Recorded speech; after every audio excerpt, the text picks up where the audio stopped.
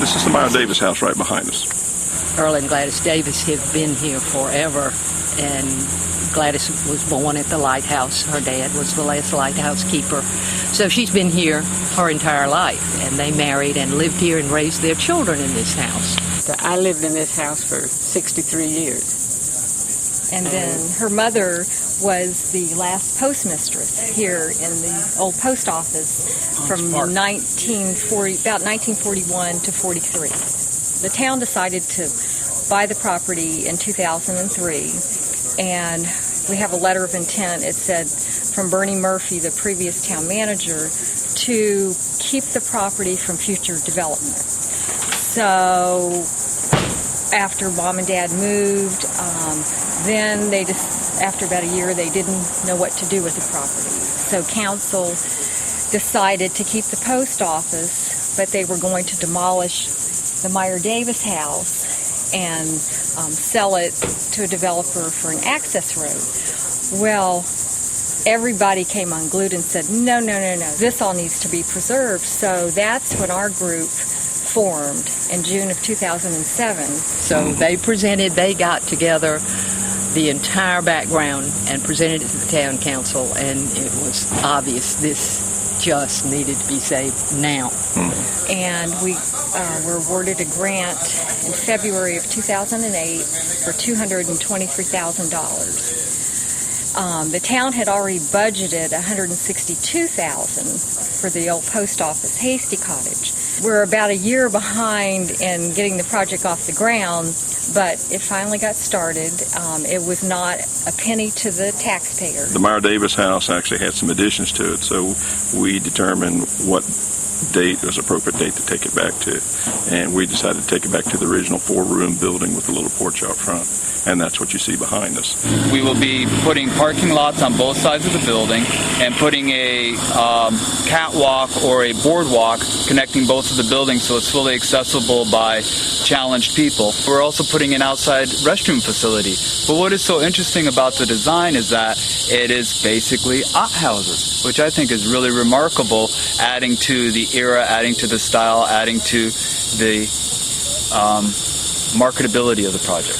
As Sid was mentioning, the very simple construction of the interior of the Davis house, where here, yes, we have the exposed studs in the wall. There was no insulation in the cavities, and you can see where they have it finished painted on the inside. We will be putting back windows that replicate designs of this style, and also from a local individual did mention that the windows were 6 window panes over 1 window pane. So we'll be putting those back in custom made, so it helps with the authenticity of the house.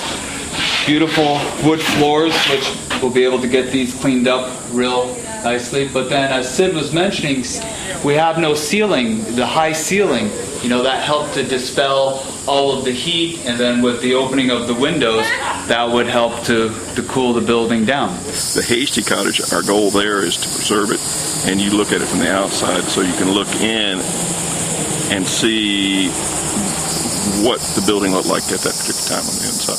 The intent is to tell the story of the area outside the confines of the Lighthouse. The Lighthouse story has been told beautifully, perfectly.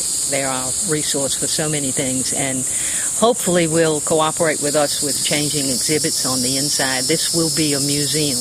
The Lighthouse is more focused on lighthouse, maritime museums, to where we'll be more of the founding families. Local. Right. Along Front Street, and Front Street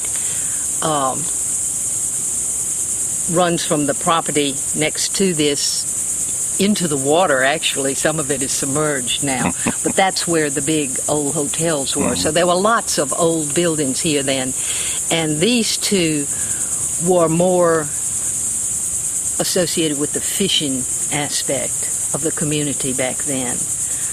People would come down here and spend their winter months and fish, because the inlet was just a wealth of fishing opportunities. The people could catch great tarpon and billfish and all sorts of other fish around here. And so they wanted to fish, and they just wanted a place to stay, and that's why these smaller houses were developed. We were able to have a lot of freedom, and there were quite a few children in the area, and all different ages, and there were 5 in my family. I had two brothers and 2 sisters, and there were a lot of other children here, so we were able, to be together and play games and fish and swim.